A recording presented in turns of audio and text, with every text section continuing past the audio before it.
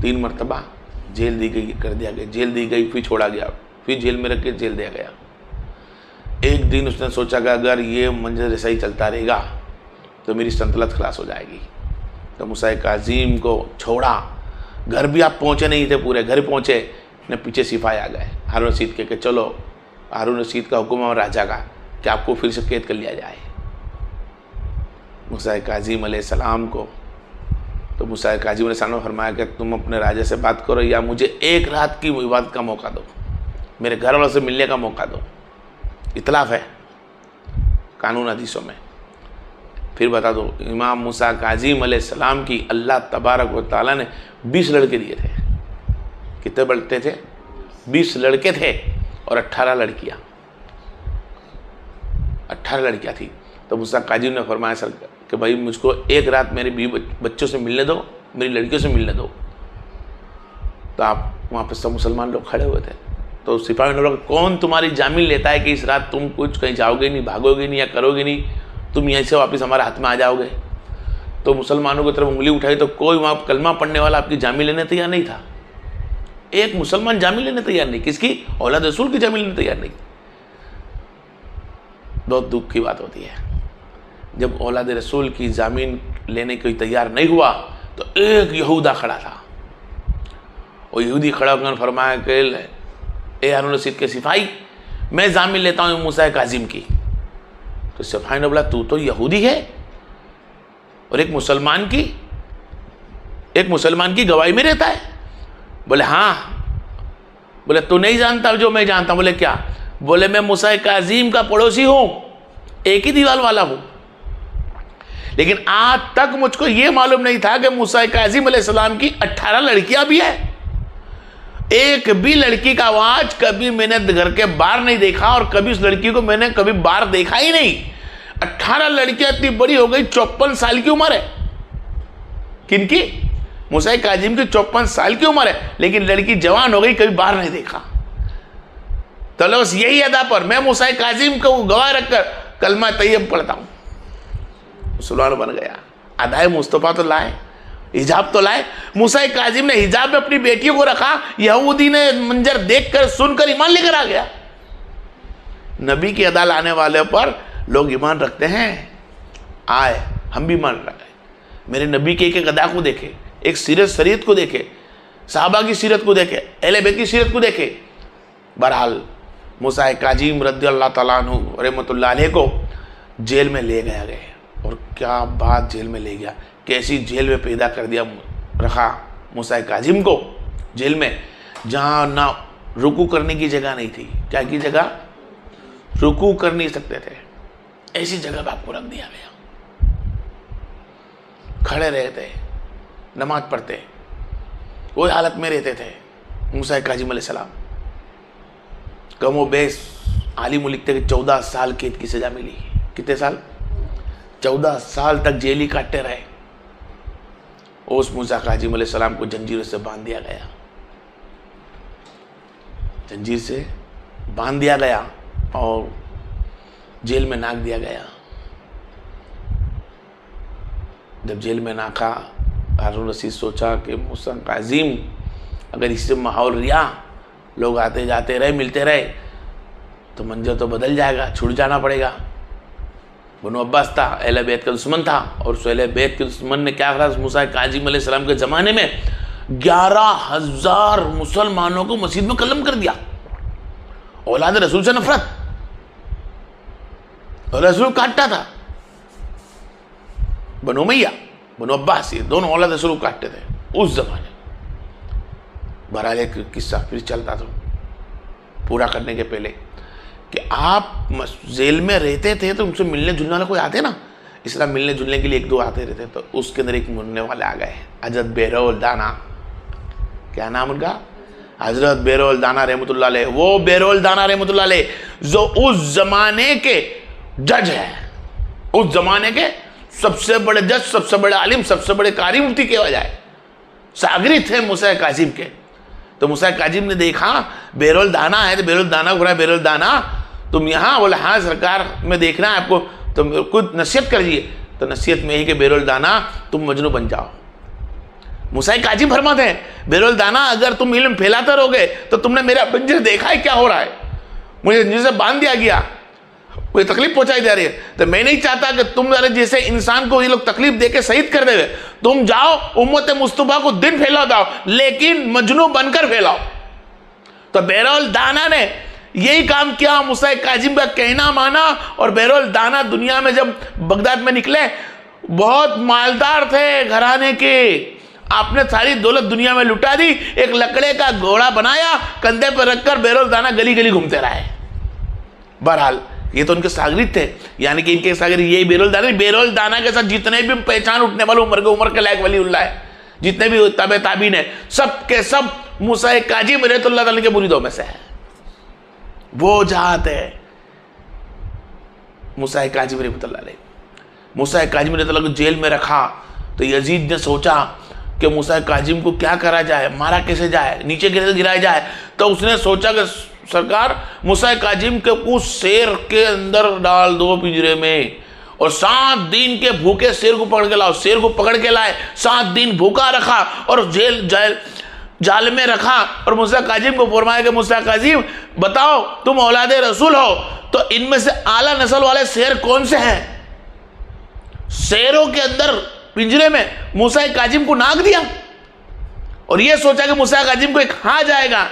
तो हम बोलेंगे देखो, ना मूसा काजिम आले रसूल थे, ना मूसा काजिम कोई आलिम था, ना इमाम थे। इसके लिए शेर के घमंड में आप जेल पिंजरे में गए और मारे गए, तो ना हम पे इंजाम आएगा, ना औलाद रसूल की बेइज्जती भी हो जाएगी, और इंजाम भी नहीं आएगा।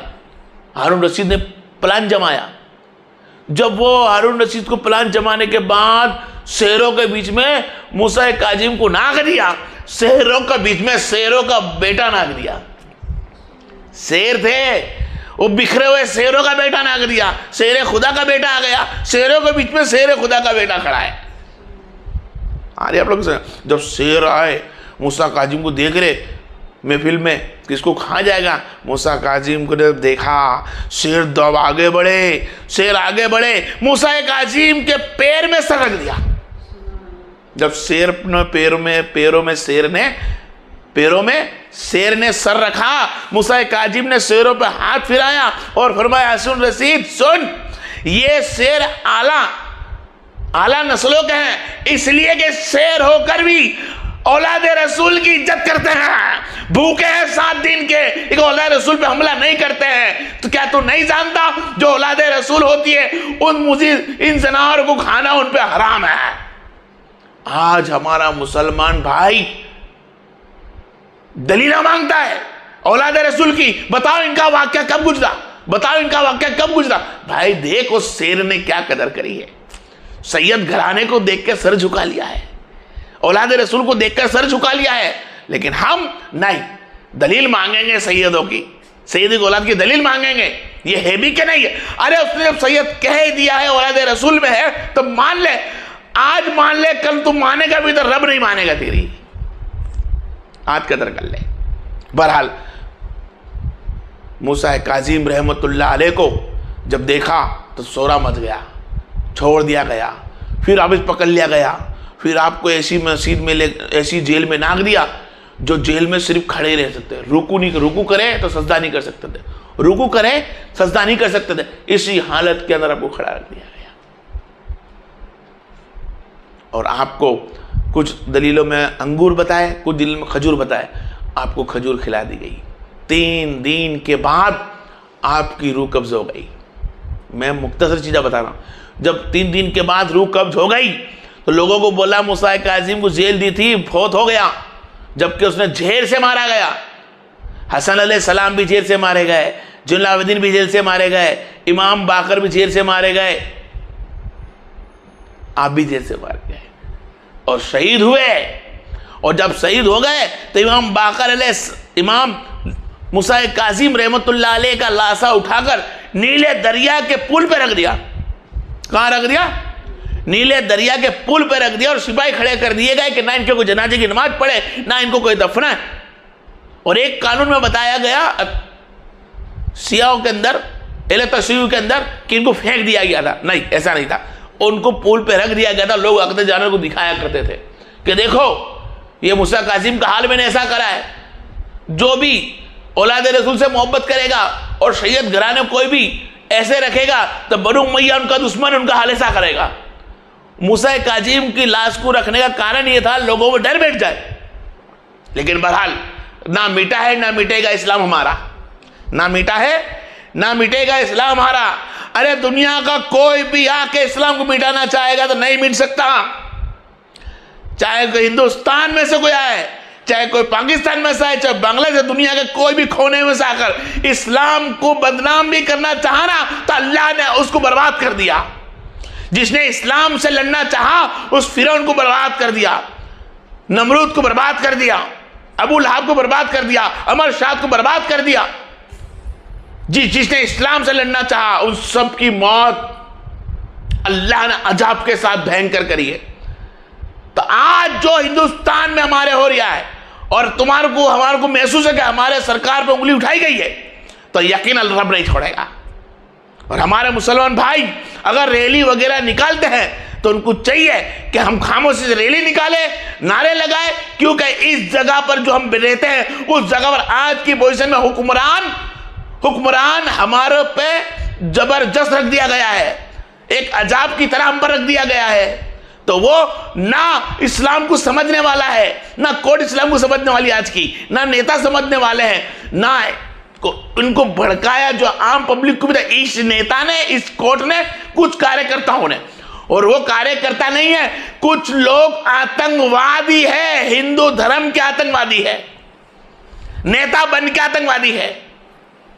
मुसलमान पे जो उंगली उठाने वाले थे आज अपने गिरोह में झांक कर देखे ये खुद एक आतंकवादी है, जिसको हम आरएसएस कहते हैं। ये आतंकवादी है, कुछ इसमें से आतंकवादी है, कुछ हिंदू धर्म में से आतंकवादी है, कुछ। अब जानते हो क्या बोलना चाहता हूं मैं? इस्लाम का जो भी दुश्मन हुआ हलाक हो जाएगा। बहरहाल मूसा काजिम रहमतुल्लाह अलैह को जब पुल पे रखा गया, उनके जनाजे को, लाशा को, तो लोगों को देखने नहीं देते थे। एक उठा इश्क रसूल करने वाला, उसने हुक्म दिया जाओ कुछ लोग मेरे भी लेकर जाओ, हम साथ में जाए। भीड़ गई और जब हारून रशीद के सिपाही से लड़ी तो हट गए। तो जब उठा के चद्दर से देखा, चद्दर फट चुकी थी। जनाजाए आले रसूल का पढ़ाया गया और काजमेन में, बगदाद में एक इलाका इसका नाम काजमेन, और काजमेन में जाके दफनाया गया। और आज उस काजमेन में दुनिया की करोड़ों पब्लिक रोजाना आती और जाती है। और जिसने इन पर जनाजा मुबारक रखा था, आज हारून रशीद की कब्र पर मक्खी भी बैठना पसंद ना करती होगी, क्योंकि औलाद रसूल का दुश्मन था। कोई बंदा तो क्या जनार भी जाता ना, पता भी नहीं किधर है। और मूसा काजिम अलैहिस्सलाम को अल्लाह तबारक व तआला ने रहमत और बरकत के साथ बनाया, औलाद रसूल बनाया, कयामत तक बुलंद रहने वाली जात मूसा काजिम अलैहिस्सलाम की। ये उनकी शहादत हुई, ये उनको दफनाया गया। आपकी वालिद गिराम का नाम हमीदा था, आपके फादर का नाम, आपके बाप का नाम इमाम जाफर अलैहिस्सलाम था। अल्लाह तबारक ने आपको 20 बेटे था फरमाए और 18 बेटियां फरमाई। 20 बेटे 20 अल्लाह तबारक दीन फैलाने के लिए चारों कोने में घुमाए।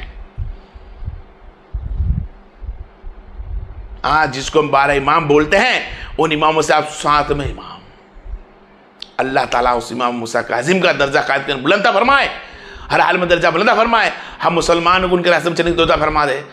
अल्लाह ताला से दुआ है कि अल्लाह ताला इस आज हिंदुस्तान के अंदर जो हमारे नबी करीम सल्लल्लाहु अलैहि वसल्लम पर उंगली उठाई जा रही है, तो नबी की उंगली उठाई जा रही है, हमारे मुसलमान को निचला जा रहा है।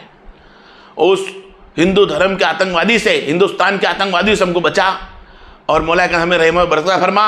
और जो बहन बेटी के जो बच्चा दुनिया से रुखसत हो चुके हैं इस नारे लगाने के अंदर, तो अल्लाह उस बच्चों को जन्नत नसीब फरमा देवे, उन दोनों तीनों बच्चों को नसीब फरमा दे, उनकी माँ को सुरता फरमा देवे और हमारे इस्लाम का दर्जा बुलंद फरमा देवे। बस फरियाद अल्लाह ताला से उनका मुंह काला कर दे मौला, जो इस्लाम के दुश्मन बने बैठे हैं। मौला जो इस्लाम के दुश्मन बने बैठे हैं, उन आतंकवादी, हिंदुस्तान के आतंकवादियों को तो मौला कायनात गारता कर दे। तेरे भी नबी से हमारी दुआ को फरमा और हमारे लोग नारता फरमा। 5 नारे पंजे तन के या मौला अली हक ला